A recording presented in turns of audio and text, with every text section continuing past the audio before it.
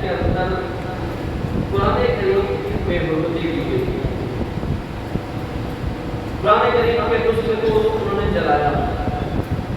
اصل میں تو یہ مسلم امت کو انہوں نے للکارا ہے کہ ان کی غیرت جاگتی ہے نہیں ہے کہ ان کا ایمان کتنا کامل ہے کہ ہم یہ کرتے ہیں کہ ان کو کچھ تکلیف ہوتی بھی ہے یا نہیں ہوتی. عام جیسے ہم لوگ ہیں ہم کیا کر سکتے ہیں؟ حکومت والے ہیں وہ ایکشن لے سکتے ہیں, جہاں تک بائیکاٹ کر سکتے ہیں. ہم لوگ جو ہماری ذمہ داری کیا ہے؟ ہم لوگوں نے جو چند ذمہ دار ہیں انہوں نے سوال کی کہ آئیے قرآن کریم کی رضی میں شامل ہو جائیے. تو جو کچھ کوئی کرتا ہے اپنا اس پر ڈال سکتا ہے اس کو کوشش کرنی چاہیے جہاں تک نکلنے کا مقصد یہ تھا کہ ہمارا بھی پیغام تھوڑا سا کہیں تک تو پہنچے گا کہ یار یہ لوگ بھی نکلے تو لازم اللہ کی تھی مقصد قرآن کریم کی تعظیم تھی. تو جمعہ کو ہم نے ریلی نکالی تو مانا پروگرام ہمارا ہوتا ہے تو ہم نے اسی کو مانا پروگرام کو اصل قرآن میں جو ہے وہ کنورٹ کر دیا کہ ہم کس محفل سے قرآن کریم کی قسمت سے بات کریں گے. میں پہلے بتا چکا ہوں کہ قرآن کے ساتھ جو بندہ وفا کرے گا قرآن حدیث پاک میں کہ قرآن قبر میں آ کے آپ کی طرف سے فرشتوں کو جواب دے گا. قرآن یہ کہے گا کہ انہوں نے مجھے پڑھا کرتا تھا. قرآن یہ کہے گا کہ یہ مجھ سے محبت کرتا تھا. تو اللہ فرشتوں کو فرما دے گا کہ جس کی قرآن سفارش کر رہا ہے اس کی بخشش ہو گئی ہے. تو قرآن کریم سے محبت ہر مسلمان کے پاس ہے. قرآن کریم کا تقدس, قرآن کریم کی عظمت ہر مسلمان کے پاس ہے. قرآن کریم سے محبت کرنا, اس کے تحفظ کا خیال کرنا, اس کے آداب کا خیال کرنا ہم سب کے اوپر لازم ہے. اصل میں یہ کافر موضوع ہے. یہ ایسا کیوں کرتے ہیں؟ آئے ایک سال بعد, 6 مہینے بعد, زیادہ 2 سال لگتے ہیں, یہ کوئی نہ کوئی ایسی گندی حرکت کرتے ہیں اور قرآن کریم کی بےعزتی کرتے ہیں. کبھی کسی ملک میں یہ جتنے بھی کافر ہیں نا, اس کی اصل وجہ کیا ہے؟ اصل جو اس کی وجہ ہے نا, یہ لوگ ایسا کرتے ہیں, اصل وجہ یہ ہے کہ قرآن کریم مصطفیٰ کریم علیہ السلام کا وہ معجزہ, وہ زندہ معجزہ ہے کہ اس قرآن کریم کے مقابلے میں ان کے پاس کوئی کتاب نہیں ہے. ان کے پاس قرآن کریم کا کوئی جواب نہیں ہے. جو آج بھی قرآن کریم کے اندر جو اللہ نے چیلنج کیا ہے لوگوں کافروں کو, وہ چیلنج آج بھی موجود ہے. اور آج کے کافر کے لیے بلکہ آنے والے قیامت تک کافروں کے لیے قرآن کریم کے اندر یہ چیلنج موجود ہے. اگر تم سمجھتے ہو تو لاؤ تم اس کتاب کی مثل کوئی ایک کتاب بنا کر دکھا دو. اصل میں بات کیا ہوا تھا جب نبی کریم علیہ السلام پہ قرآن کریم نازل ہوا, کتنی وسیع بڑی یہ کتاب ہے, کتنی پیاری زبان ہے, اور اس ایک ایک جملے کے اندر بہت سارے مقاصد ہیں. تو عرب ممالک کے اندر جو عربی لوگ ہیں وہ وسیع بڑی ہوتے ہیں, یعنی وہ گفتگو کرنے میں, کلام کرنے میں بڑے ماہر ہوتے ہیں, بڑے بڑے شاعر ہوتے ہیں. اور وہ ایک بات کرتے تھے تھوڑے سے جملوں میں, لیکن وہ ایک جملے میں بہت ساری باتیں سمجھا دیتے تھے. کتنے فصیح و بلیغ تھے. جب نبی کریم علیہ السلام کو تشریف لائے قرآن کریم نازل ہوا تو کافر میں جو بڑے بڑے شاعر تھے وہ حیران ہوئے. وہ کہتے تھے کہ یہ جو کلام ہے نا, یہ محمد نبی صلی اللہ علیہ وسلم وہ کہتے تھے کہ انہوں نے خود سے بتایا, یہ اللہ کا کلام نہیں ہے. یہ ہمارے ساتھ ایسے ہی کہتے ہیں کہ یہ اللہ کا کلام ہے, یہ اللہ کا کلام نہیں ہے, یہ خود سے بنایا گیا ہے. تو نبی کریم علیہ السلام جب قرآن کریم پڑھتے تو وہ بڑے حیران ہوتے کہ نہ تو انہوں نے کسی کے ساتھ کسی کے پاس بیٹھ کے ایسی باتیں پڑھی ہیں جو یہ ہمیں بتاتے ہیں, نہ کسی مدرسے میں گئے ہیں, نہ کسی ایسی درسگاہ میں گئے ہیں جہاں سے ان باتوں کا پتہ چلتا ہے. تو لہٰذا یہ کلام دلوں میں ان کے بات آتی تھی کہ یہ کسی بشر کا کلام ہے نہیں, لیکن ضد بیٹھے تھے, کہتے تھے یہ بشر کا کلام ہے, یہ بندے کا کلام ہے, رب کا کلام نہیں. تو پھر ہوا کیا, اللہ رب العزت نے قرآن کریم میں آیت نازل فرمائی, فرمایا اے میرے پیارے محبوب اللہ اجتمعت الانس والجن علی ان یاتوا بمثل هذا القرآن. اے محبوب یہ جو لوگ آپ سے یہ کہتے ہیں نا کہ یہ بندے کا کلام ہے، یہ محمد عربی نے خود سے بنایا ہے، یہ رب کا کلام نہیں ہے، جو لوگ یہ کہتے ہیں نا ان کو آپ فرما دیجئے کہ اگر یہ بندے کا کلام ہے تو تمہیں رب یہ چیلنج کرتا ہے کہ تم سارے انسان بھی ساتھ ملا لو، سارے جن بھی ساتھ ملا لو، جتنا زور لگتا ہے لگا لو، اگر بندے کا کلام ہے تو پھر اس کلام جیسا، اس کتاب جیسی ایک کتاب بنا کر دکھا دو۔ کھلا چیلنج ہے، قرآن نے یہ چیلنج کیا سورۃ بنی اسرائیل میں، اللہ اجتمع الانس والجن، جنوں کو بھی ساتھ ملا لو، سارے انسانوں کو ملا لو، بڑے بڑے عالم فکر بلا لو، جتنے بھی دوبارے تمام مذاہب کے لوگ اکٹھے ہو جائیں اور وہ مل کے اس کتاب کے مقابلے میں ایک کتاب بنا دیں اگر تم سچے ہو تو۔ قرآن نے چیلنج کیا، باتیں سارے کرتے تھے کہ یہ بندے کا کلام ہے، جب یہ چیلنج آیا کہ تم بھی تو بندے ہو، تم بھی تو انسان ہو، کہتے ہو انسان کا کلام ہے تو پھر کس جیسے کوئی کتاب بنا کے دکھاؤ، سارے خاموش ہو گئے، کوئی جواب نہیں تھا۔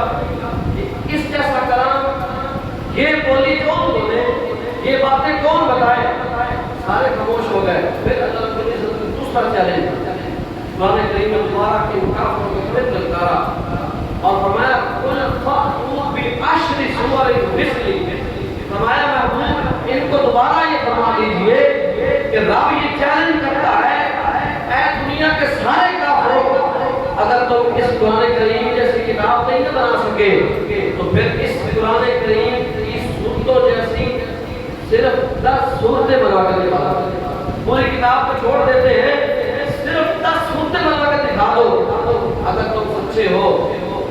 پھر کیا ہوا، جب پھر چیلنج ہوا پھر خاموش ہو گئے، کوئی جواب نہیں۔ پھر اللہ رب العزت نے قرآن کریم میں تیسرا چیلنج فرمایا اور فرمایا ام یقولون تقبلا اللہ یؤمنون فلیأتوا بحدیث مثلی۔ اللہ رب العزت نے فرمایا اے محبوب پیارے آپ ان سے یہ فرما دیجئے اگر اس کتاب جیسی کتاب نہیں بنا سکتے، اس کتاب جیسی 10 صورتیں نہیں بنا سکتے، تو جاؤ قرآن کا تمہیں کھلا چیلنج ہے، اس قرآن کریم کی ایک آیت جیسی ایک آیت بنا کر دکھا دو، اس کی ایک آیت جیسی ایک آیت بنا کر دکھا دو۔ ایک آیت کتنی ہے؟ مدھامتان، ایک آیت ہے، تو ان کافروں سے مدھامتان کے مقابلے میں بھی کوئی آیت نہیں بنا سکے، کیونکہ یہ کلام تو رب کا ہے نا، تو پھر رب کا کلام جو ہے وہ رب کا کلام ہی ہے، کسی بندے کا کلام نہیں ہے، اور کسی بندے میں یہ جرأت نہیں ہے کہ وہ رب کے مقابلے میں کوئی ایسا کلام کرے۔ تو آج بھی کافروں کو تکلیف کی ہوتی ہے، اصل میں ان کے پاس اس کا حل نہیں ہے، ان کے پاس اس کا جواب نہیں ہے۔ قرآن آج بھی ان کو للکارتا ہے کہ آؤ تم سچے ہو تو لاؤ اس جیسی کتاب جو اس میں ذکر کیا گیا ہے، تم خود بتا کے دکھاؤ۔ یہ مصطفیٰ کریم علیہ السلام کا زندہ معجزہ ہے۔ پہلے نبی آئے، معجزے بھی آئے، لیکن جیسے نبی چلے گئے معجزے بھی ایسے ختم ہو گئے، لیکن مصطفیٰ کریم علیہ السلام وہ شان ہے میرے مصطفیٰ کی، اور اس قرآن کی وہ شان ہے جو آج سے 1400 سال پہلے جس طریقے سے محمد عربی کے سینے پہ یہ قرآن نازل ہوا تھا آج بھی اسی طریقے سے موجود ہے۔ یہ قرآن کریم کا معجزہ ہے کہ کوئی بھی بندہ اس کی ایک آیت کو آگے پیچھے نہیں کر سکتا، نہ کوئی نکال سکتا ہے، نہ اس قرآن میں کوئی ایک لفظ کوئی اپنے سے ایڈ کر سکتا ہے۔ یہ بھی قرآن کا معجزہ، جتنی بھی کوئی کوشش کر لے نہیں کر سکتا، کیونکہ قرآن کریم یہ نسخے میں تو موجود ہے ہی، لیکن اللہ رب العزت کے پیارے محبوب کی امت کا حال یہ ہے کہ 7 سال کے بچے کے سینے میں بھی پورا قرآن کریم جو ہے وہ سینے میں لکھ دیا جاتا ہے۔ یہ واحد کتاب ہے جس کے اتنے حفاظ ہیں۔ مصطفیٰ کریم علیہ السلام وہ نبی ہیں، وہ پیغمبر ہیں کہ جس کی کتاب اس کے امتیوں کو بھی حفظ ہے۔ پہلے نبیوں کو صرف وہ جو کتاب نازل ہوتی اس کے حافظ نبی ہوتے تھے، لیکن قرآن کریم وہ شان والی کتاب ہے۔ مصطفیٰ کریم علیہ السلام نے ہمیں یہ تحفہ عطا کیا، آج امت کے پاس اس طریقے سے موجود ہے، اور آج بھی ہزاروں لاکھوں حفاظ ہیں جس کے سینے میں قرآن کریم آج بھی اس طریقے سے محفوظ ہے۔ قرآن کریم کی نہ تو کوئی زبر آگے پیچھے کر سکتا ہے، نہ کوئی زیر پیچھے کر سکتا کا ہے جہاں پہ زبر لگی ہے وہاں زبر ہی رہے گی، کوئی جتنا مرضی زور لگا لے قرآن کریم کی کسی آیت کو آگے پیچھے نہیں کر سکتا۔ یہ قرآن کریم کا آج بھی زندہ بولتا ہے اور کافروں کو آج بھی یہ چیلنج ہے، تو ان کو یہ تکلیف ہوتی ہے جب پھر وہ کہتے ہیں کہ اس کا مقابلہ تو ہے نہیں، کچھ نہ کچھ ایسا کرے کہ مسلمانوں کو تکلیف پہنچے۔ وہ آئے دن ایسی گستاخیاں، ایسی بےادبیاں اور قرآن کریم کے تقدس کو پامال کرتے ہیں۔ اصل میں یہ امت مسلمہ کے لیے بڑا امتحان ہے۔ مصطفیٰ کریم علیہ الصلوۃ والسلام فرمایا تم پہ قیامت مسلمانوں کی جماعت تمہارے اوپر لوگ ایسے ٹوٹ پڑیں گے جیسے کہ کھانا لگا ہوا دسترخوان پہ اور اوپر سے لوگ بھوکے آتے ہیں اور سارے شروع ہو جاتے ہیں کھانے کے لیے۔ ہمارا امت مسلمہ کا حال یہ ہو جائے گا کہ وہ تعداد میں زیادہ ہوں گے۔ صحابہ نے پوچھا یا رسول اللہ کیا اس وقت مسلمان تعداد میں کم ہو جائیں گے، اس لیے لوگ ان کے ساتھ ایسا کریں گے؟ فرمایا نہیں، فرمایا تعداد میں بھی وہ زیادہ ہوں گے لیکن ان کا حال یہ ہوگا جیسے کہ دسترخوان پہ کھانا لگتا ہے، اوپر سے بھوکے لوگ کھانا کھانے کے لیے آتے ہیں، وہ سارے اس کے اوپر ٹوٹ پڑتے ہیں اور کھا جاتے ہیں۔ فرمایا امت مسلمہ کا حال ایسے ہو جائے گا کہ سارے لوگ اس پہ حملہ کریں گے۔ ابھی ہمارے دین پہ حملہ ہوتا ہے، کبھی ختم نبوت پہ حملہ ہوتا ہے، یہ سارے موقع ہو رہے ہیں۔ صحابہ نے پوچھا یا رسول اللہ ایسا ہوگا کیوں؟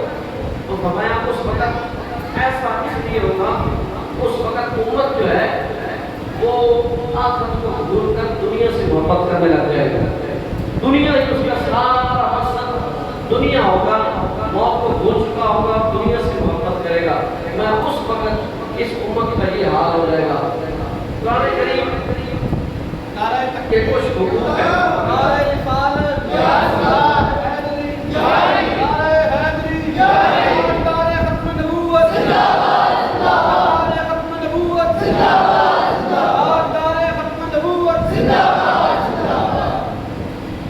اچھا یہ تو وجہ تھی کہ کس وجہ سے وہ ایسا کرتے ہیں۔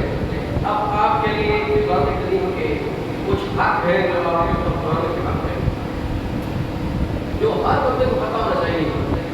قرآن کریم کے ہر بندے کے کچھ حقوق ہیں۔ قرآن کریم کا سب سے پہلا حق یہ ہے بندوں پر، مسلمانوں کا، کہ قرآن کریم پر ایمان لانا، کہ ہم قرآن کو اللہ کی کتاب مانتے ہیں۔ سب سے پہلا حق قرآن کا یہ ہے بندوں کا قرآن کریم کو ماننا ہے کہ یہ واقعی حق کتاب ہے، ہم اس پہ ایمان لاتے ہیں اور رسول کریم صلی اللہ علیہ وسلم پہ نازل ہوئی ہے، یہ آخری کتاب ہے، اس پہ ایمان لانا ہے۔ اب سارے لوگ جتنے بھی بیٹھے ہیں یہاں پہ ایمان سے بتائیے گا، آپ میں سے بہت سارے ایسے لوگ ہوں گے، یہ ہماری بدبختی ہے ایسے کہہ لیجیے، امت مسلمہ پہ ہوتے ہوئے، مسلمان ہوتے ہوئے باتیں ساری کرتے ہیں۔ آپ یہ پوری مسلم میں جتنے لوگ بیٹھے ہیں، آپ میں سے کئی ایسے ہوں گے یقین مانے کہ جن کو تقریباً ایک ہفتے سے زیادہ ہو گیا ہوگا انہوں نے قرآن کریم کی زیارت نہیں کی ہوگی۔ یہ زبان فکریہ ہے،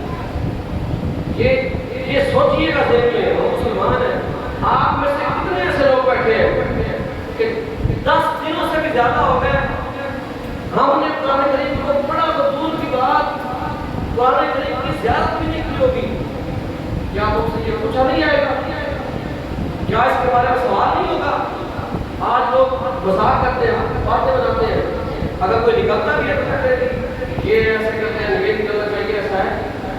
یہ اللہ رب العزت نبی کریم علیہ السلام کے دور میں دو لوگ ہیں جو ایسے جمع لگا کے یہ لوگ ایسے کرتے ہیں، چھوٹی چھوٹی باتوں پہ ایسے نکل جاتے ہیں، یہ باتیں کرتے ہیں، ایسا کرو ایسا کرو، تو قرآن کریم میں آیت کہاں سے لوگ رب نے فرمایا اے محبوب آپ ان کو فرما دیجیے کہ یہ مذاق کرتے ہیں قرآن کریم کے ساتھ، یہ کوئی مذاق ہے، فرمایا ان سے کہہ دیجیے کہ آپ دونوں کافر ہو چکے۔ تو یہ سب سے پہلا لمحہ فکریہ تو یہ ہے، وہ لوگ سوچیں اور جائیں جب بستر پہ لیٹے نا، سوچیں کہ کتنے دن ہو گئے قرآن کریم کی زیارت کی ہوئے، بڑا تو دور کی بات ہے، کتنے دن گزر گئے تمہیں قرآن کریم کو سینے سے لگائے، یہ بھی سوچیے گا، اور کتنے دن ہو گئے قرآن گھر میں تو پڑھا ہے، اوپر الماری میں سجا کے رکھا ہوا ہے، ہر گھر کے اندر موجود ہوتا ہے، کتنے دن گزر گئے اس الماری میں قرآن پڑھا ہے، اس الماری کو کھولے ہوئے، یہ بھی سوچنا ہے۔ جس پہ قرآن پڑھا ہے اس میں دیکھنا ہے آپ نے کہ گھر میں کتنے لوگ ہیں جو صبح اٹھتے ہیں قرآن پڑھتے ہیں. ہم مسلمان ہیں, کہنے کے لیے مسلمان بنے ہوئے ہیں, ہم کہتے ہیں کہ مسلمان ہیں, لیکن قرآن کریم جو ہمیں حکم دیتا ہے اس کو مانتے نہیں, قرآن کریم کو پڑھتے نہیں, تجارت نہیں کرتے. قرآن کریم کو تجارت کرنا بھی ثواب ہے, قرآن کریم کو دیکھنا بھی ثواب ہے. قرآن کریم کے یہ پیج ہے الٹ کر دیکھنا اللہ رب العزت اس کا بھی ثواب عطا فرماتا ہے. اور فرمایا جس کو پڑھنا نہیں آتا قرآن کریم وہ پڑھنے کی کوشش کرے. ایک دفعہ بھولتا ہے پھر پڑھے, دوسری دفعہ بھولتا ہے پھر پڑھے, نہیں آتا کوشش کرتا ہے پڑھے. فرمایا جو اتنی بار بھولے گا اللہ اس کو اتنا زیادہ ثواب عطا فرمائے. نعرہ تکبیر, نعرہ رسالت, نعرہ حیدری, تاجدار ختم نبوت, تاجدار ختم نبوت, تاجدار ختم نبوت. تو یہ بات آپ نے ذہن میں رکھنی ہے. آج سے یہ تہیا کر لیجیے, جتنے بھی آپ لوگ آئے ہیں آپ کو آنے کا فائدہ ہو. ٹھیک ہے سارے لوگ مصروف ہیں, بڑے کام میں آپ بھی اپنے کاموں میں لگا ہوا ہے, لیکن جب آپ سوتے ہیں یا صبح اٹھتے ہیں وضو کیجیے, نماز پڑھیے اور قرآن کریم کی روزانہ زیارت کیجیے. میں قسم اٹھا کے کہتا ہوں آپ قرآن کریم کی روزانہ زیارت کیجیے, اس کو ایک آیت ہی پڑھ لیجیے, پھر آپ دیکھنا کہ آپ کی زندگی میں کتنی تبدیلی آتی ہے. آپ صرف 8 دن آزما کے دیکھ لیجیے, صرف 8 دن اس قرآن کریم سے محبت کیجیے, اٹھیے نماز پڑھیے اور اس پاک لالائق کتاب کو سینے سے لگائیے, چومیے اور ایک آیت پڑھ لیجیے. آپ یہ روزی کے پیچھے جو بھاگتے ہیں, پیسوں کے پیچھے بھاگتے ہیں, اللہ آپ کو غیب کے خزانوں سے آپ کے رزق کو برکت عطا فرما دے گا. یہ قرآن کی برکت ہے. اور یہ آپ نے یہ پہلی بات یہ ہے قرآن کریم کی زیارت کرنی ہے. اور گھروں میں یہ درس دینا ہے سب کو کہ گھروں میں جب قرآن کریم پڑھے صرف الماری میں رکھنے کے لیے نہیں ہے, یہ پڑھنے کے لیے ہے. لہٰذا قرآن کریم پڑھنے کا گھروں میں اہتمام کیا جائے. یہ پہلا حق ہے قرآن کریم کا. دوسرا ہمارے اوپر کون سا ہے؟ دوسرا یہ ہے کہ قرآن کریم کو صحیح طریقے سے پڑھنا. یہ دوسرا حق امت مسلمہ پہ ہے کہ ہمیں یہ پتہ ہونا چاہیے کہ سین کیسے پڑھنی ہے اور تا کیسے پڑھنی ہے. تا سین دونوں میں فرق ہے. سین پہ سیدھی نکالنی ہے, تا پہ نہیں نکالنی, ہمیں نہیں پتا. اور زال اور زا میں فرق ہونا چاہیے, ہا اور ہا میں فرق ہونا چاہیے, ہمیں نہیں پتا, کسی کو بھی نہیں پتا. اور یہ وہ علوم ہے جو علوم فرائض ہے, یہ وہ علوم ہے جس کے بارے میں تم سے پوچھا جائے گا. آپ نے ایم اے میتھمیٹکس کا دیا, آپ نے سائنس میں ڈگری لے لی ہے, خبر بھی یہ نہیں پوچھا جائے گا کہ تم نے کتنی یہ تعلیم پڑھی ہے. ہاں یہ ضرور پوچھا جائے گا کہ تم مسلمان تھا, تیرے اوپر یہ کہ تو فرض تھا, تو نے یہ کیوں نہیں حاصل کیا, اس کے بارے میں پوچھا جائے گا, لیکن اس کے بارے میں نہیں پوچھا جائے گا. اس لیے یہ وہ علوم ہے جو ہمارے پر فرض ہے, جو ہم نے سیکھنے ہیں. بہت سارے ایسے نوجوان یقین والے ہوتے ہیں جن کو غسل کے فرائض کا نہیں پتا ہوتا, ہفتہ ہفتہ دبا کے رہتے ہیں. خدا کی قسم جب میرے پاس کی ہے میرے ہم عمر یہاں سے لڑکے آتے ہیں, دوست بھی ہیں محبت کرنے والے, میں تو اس طرح کچھ ٹیڑوں میں حیران ہو جاتا ہوں کہ یار کتنا بڑا ہو گیا, کسی کی تکلیف نہیں ہے. حیران ہوں میں کہ ہم اسکول کالج میں جا کر بھی اتنے بڑے ہو کر بھی ہمیں اتنا بھی نہیں پتا کہ ہم نے باہر کیسے رہنا. خدا کی قسم ہفتہ ہفتہ نپاک کپڑوں کے ساتھ گزارتے تھے. اور اگر خدا کی اگر کس حالت میں موت آ گئی, رات کو سوئے اگر کسی حالت میں مار گئے تو پھر کیا بنے گا؟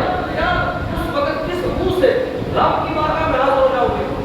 ہر بندے لوٹ کے اللہ کی بارگاہ میں جانا ہے, اور اس منہ سے پھر ہم قبر میں جائیں گے اور بیٹھیں گے, ہاں تو کملی والے رہیں گے. اس منہ سے مصطفیٰ کی ضرورت کریں گے کہ ہم جب گئے تھے ہمارا جسم ہی نپاک تھا, اس لیے حکم ہے جب جسم نپاک ہو جائے فوراً غسل کرو. جب تک تم نپاک رہتے ہو, جان تم کے پاک نہیں ہوتے, فرشتے تمہارے پر لعنتیں ڈالتے ہیں. یہ دین کس نے بتانا ہے؟ اگر کوئی ایسا بات کرے تو کہتے ہیں یہ سخت باتیں ہیں. یہ سخت باتیں نہیں, یہ اسلام ہے. ہم مسلمان, کافر اور مسلمان میں فرق کیا ہے؟ کافر اور مسلمان میں پہلا فرق تو یہ ہے اس کو باقی کا پتہ ہی نہیں ہے.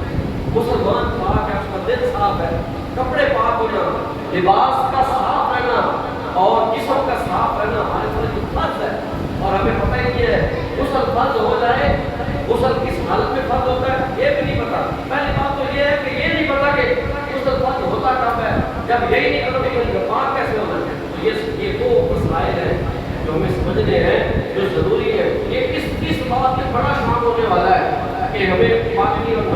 पता होना चाहिए कपड़े कब नापाक होते हैं कब पाक होते हैं, इसको आपने समझना है। आज सोशल मीडिया का दौर है, हर बंदे के पास मोबाइल है। अगर दूसरे कामों के लिए मोबाइल इस्तेमाल होते हैं तो 2 मिनट निकाल के आप सच ये भी कर लेंगे, दूसरे के बात करते आपको ये भी मिल जाएगी। हजारों के साथ सेवा काम इसके ऊपर मौजूद है, आपके लिए आसानियाँ हैं। अगर शर्म आती है नहीं इसके पास आना तो खुद निकालिए सच के लिए। आप पढ़े हैं, सब चीज़ आपके पास मौजूद है, किताबें मौजूद है, ले आइए घरों में और पढ़िए, ये रूम सब बताइए, सीखिए। खुदा ये हमारे लिए बहुत जरूरी है, बदलना हमारे किस्म बिना से भारी हो जाते हैं, उठाए नहीं जाते। बार बार ऐसा होता है बिना से भारी हो जाते हैं, जब आप दिखाते हैं 4 भाइयों को सामने में वो भारी हो जाते हैं।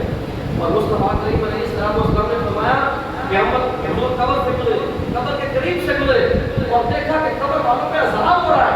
हुजूर उठे और वो चंद पत्ते उसके ऊपर फेंका ताकि उसकी वजह से अल्लाह के अज़ाब में तकलीफ फरमाए। सहाबा ने पूछा यार सुना कि उसका अज़ाब क्यों हो रहा है? तो ये बात सुनने वाली है, बड़ी तवज्जो वाली है। ये बात तवज्जो तलब है कि इस बात पे इतनी सख्त पकड़ हो गई। हुजूर ने फरमाया कि और ऐसा कुछ नहीं करते थे, बल्कि ये अपने पेशाब की छींटों से बचते नहीं। हम वाशरूम जाते हैं, कोई इतने ज़्यादा जल्दी होती है वो जाता है, और कई तो ऐसे बल्कि बहुत कम हो गए, बचपन में ऐसा लोग करते हैं लेकिन बड़ों मशहूर है अल्हम्दुलिल्लाह। कई लोग जो है पायलट कैसे बन गए, हम कहीं सफर करें, सिटी में जाएँ, वहाँ खड़े होकर पेशाब करना है। ये बातें हमें किसने बतानी है?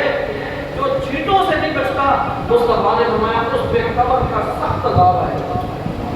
कब्र उसको ऐसे निचोड़ेगी कि उसकी ये पस्तियाँ किस तरफ आ जाएगी और इस वाली किस तरफ आ जाएगी। ये दिन किसने बताना है? ये समझने वाला है। आज से आप किसी एक बात पे खुदा की कसम अमल कर लीजिए। एक तो कुरान इससे मोहब्बत कीजिए, रोजाना ज़ियारत कीजिए, और दूसरा इस पाकी पे पूरा काम कर लीजिए। अपने हर दोस्त को बताइए जो नहीं आया, शर्माना नहीं है, दीन पे कोई शर्म नहीं है, और ऐसे मामला में बिल्कुल शर्म नहीं करनी चाहिए आप लोगों को। देखिए हम वाशरूम जाते हैं, यहाँ पे भी मुस्तफा करीम अलैहिस्सलाम ने ये भी सिखाया है, दुआ पढ़ो, उसमें शैतान होते हैं, उसमें जिन्नात होते हैं। घर का है या किसी भी जगह का है, उसके अंदर जिन्नात मौजूद होते हैं, क्योंकि उनका मामला ये खुदा ही नहीं है। जब आप उसमें जाएँ तो मुस्तफा ने ये भी सिखाया है, जब जाओ बाएं पाँव रखो और इससे पहले आप ऐसा करो कि 2 कदम जो आपने चलने हैं जमीन पे जोर से मारो, 1-2 दफा ऐसे करके फिर आप अंदर दाखिल हो जाओ। और ये दुआ भी जरूर पढ़ो अंदर जाने से पहले, ताकि वो शैतान की जिन्नात जो होती है वो तुम्हारे ऊपर हमला आवर न हो जाए। और जब वहाँ से फारिग हो जाओ, आंखों को सही तरीके से वॉश करो, सही तरीके से, क्योंकि नफ्स में जो चीज़ें बच जाती हैं इस पे भी वो हमला करते हैं। इस तरीके से लोगों पे वो हमला आवर होते हैं और बहुत सारे लोगों की पकड़ में आ जाते हैं। हम खाना खाते हैं, तरी वगैरह नाखून पे रह जाती है और वो नाखून के अंदर रहती है, वो इस पे भी हमला आवर हो जाते हैं। बहुत सारी माओ बहनों को देखकर बताओ वो किस वजह से इस अदाब में मुब्तला हो जाती है और पकड़ी जाती है। ये हम सबको ऐसी बातें सीखनी चाहिए। ये कुरान करीम का तीसरा ये है, कुरान करीम को समझना भी है। एक तो पढ़ना है ना, पहला ये था कि ईमान लाना है, दूसरा ये था कुरान को पढ़ना है सही तरीके से, तीसरा ये है कि कुरान करीम को समझना भी है कि कुरान कहता क्या, चौथा ये है कुरान करीम पे अमल करना, सिर्फ पढ़ना और समझना नहीं, अमल भी करना है। और 5वां कुरान करीम का इस उम्मत पे, आपके ऊपर, हमारे ऊपर ये हक है कि ये जो हमने सुना है कुरान करीम की बात सीखी है कि हम सब ने दूसरों तक पहुँचानी है। ये भी आपके ऊपर एक हक है, बल्लिगू बलावनी आयत, एक आयत तुम्हें मिले तो मुस्तफा ने फरमाया तुमने वो आगे बतानी है, चाहे तुम्हें एक हिस्सा भी कुछ भी मिला है ना, तुमने दूसरों तक ये पहुँचाना है। आप लोगों को ये बातें होती नहीं चाहिए। आपको कुरान के हक है, ईमान लाना, कुरान को सही तरीके से सीखना, पढ़ना, उस पर अमल करना, उसको समझना, और अच्छी बात, दीन की बात सही आपको पता है तो वो दूसरों तक पहुँचानी है। ये आज का ये दर्स, ये इन बातों में से किसी एक पे भी अमल हो जाए तो हमारी इस महफिल का मकसद पूरा हो जाएगा। हमारा इस प्रोग्राम करने का हमें हमारा फायदा जो है हमें मिल जाए खुदा के कसम। अगर आप इन बातों में से किसी एक बात में भी कोई एक बातों पे अमल कर आना तो हमारा ये सब कुछ करना ये कबूल है। आप यकीन माने, दिली खुशी جب کوئی ایسے موقعات میں آپ لوگ آئے ہیں، آپ کی یہ محبت کی مسجد میں آئے ہیں، لوگ کہتے ہیں کہ یار یہ لنگر کھانے جاتے ہیں، تو یار لنگر کھانے بھی اگر کوئی آیا تو مسجد میں ہے نا، مسجد میں تو آ گیا ہے، یہ ایک بڑی توفیق، یہ رب کی توفیق ہوتی ہے جو مطلب مسجد میں آتا ہے، ورنہ اگر توفیق نہیں ہے تو پھر قریب رہ کر بھی بندہ مسجد میں نہیں آ سکتا۔ تو مسجد اللہ کا گھر ہے، اس میں آنا بہت بڑی سعادت ہے، سب کچھ کرنا ہمارا فقط رضا الہی ہے۔ تو آپ لوگوں نے یہ باتیں ضرور یاد رکھنی ہے، خصوصاً آپ بچوں کی تربیت پہ یہ ضرور اپنے بچوں کو سمجھائیں کہ قرآن کی محبت ہمارے لیے کتنی لازم ہے۔ جہاں قرآن کریم پڑھا ہو اس طرف آپ نے اپنی جو ہے وہ ٹانگیں نہیں کرنی، کیونکہ یاد رکھیں جہاں قرآن کریم پڑھا ہو اس کے اوپر نہیں بیٹھنا، یہ آداب ہے۔ اور قرآن کریم جس کے اوپر پڑھا جاتا ہے، یہ پھٹیاں وغیرہ ہوتی ہیں، اس کا بھی ہمارے پر تعظیم لازم ہے۔ جس کے اوپر جو غلام ہوتا ہے اس کی بھی ہم نے تعظیم کرنی ہے۔ اور قرآن کریم کو پکڑنے کا طریقہ صحیح جو ہے وہ اس طریقے سے پکڑنا ہے، ایسے اس کتاب کو نہیں پکڑنا۔ اس لیے یہ سارے آداب ہیں، یہ ہمارے اوپر فرض ہے، ہم سب کو سیکھنے چاہیے، ہم سب کو سمجھنے چاہیے۔ میری اللہ سے عزت کی بات میں یہ دعا ہے کہ اللہ ہم سب کو سمجھنے سمجھانے کی توفیق نصیب فرمائے۔